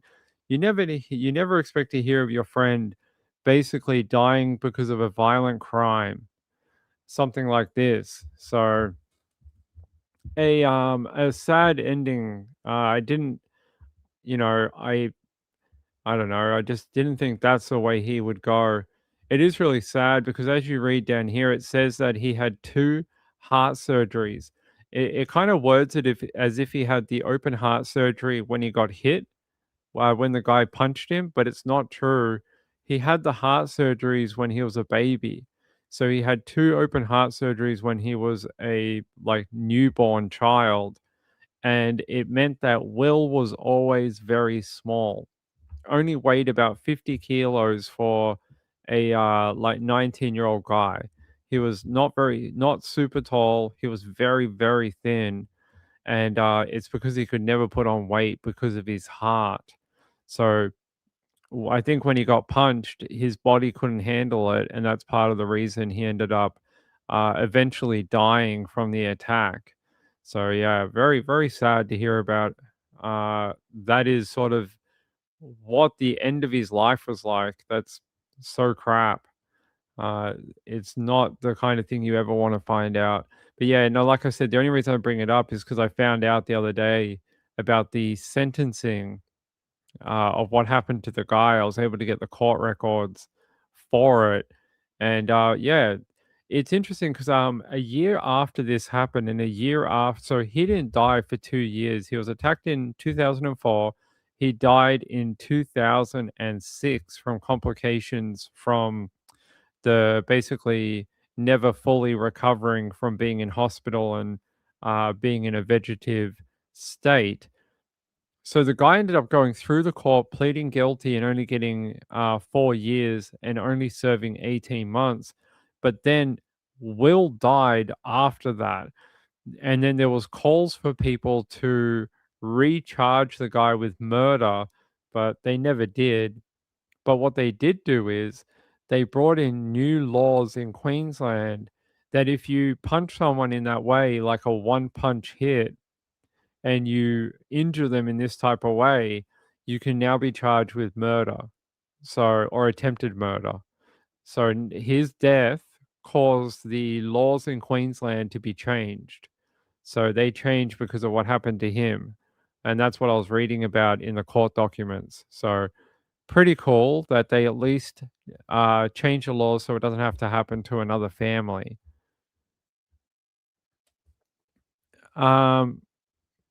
Gail said, "Did he live in the house with the female dancer?" No. So I can tell you a bit more about that. When we moved to Sydney, he went back to Queensland, and straight after when he went back to Queensland, I moved in with the stripper. So the stripper was a friend of mine, and I ended up living with her and 2 of my other friends, and we got a house together. But it was only after he went back to Queensland. And it was yeah, after that. So no, he did meet those people. He actually did meet them before. So he knew them and had met them and hung out with them, but he never lived with them. It was only me. But yeah, it was in the same time frame. It was in the same time frame that I lived with the dancer or whatever you want to call it. Her name was Amanda. Mandy. Mandy, that was her name. Geez, that was hard to remember. I had to really think for a minute. Like, I was like, what is her name? It was Mandy. All right. All right. I think we're going to wind up for the night. We've done a big show, 2 hours tonight. It's been a fun night. Yeah, we gave away some memberships. That's good. I like to do that. Just let me check this thing. Hey, I want to thank my friend JDR for sending a donation in last night. JDR is one of the very nice people who constantly support the channel month in and month out. If you would like to do that, the links are in the chat or underneath the video. I would very much appreciate it. And I'll be back tomorrow. I'll be back tomorrow to hang out with you guys. Hopefully we get some more information about David then. Hopefully we get some more by tomorrow. All right. Hey, I love you all very much. Have a great night out there. I'll see you tomorrow. Bye.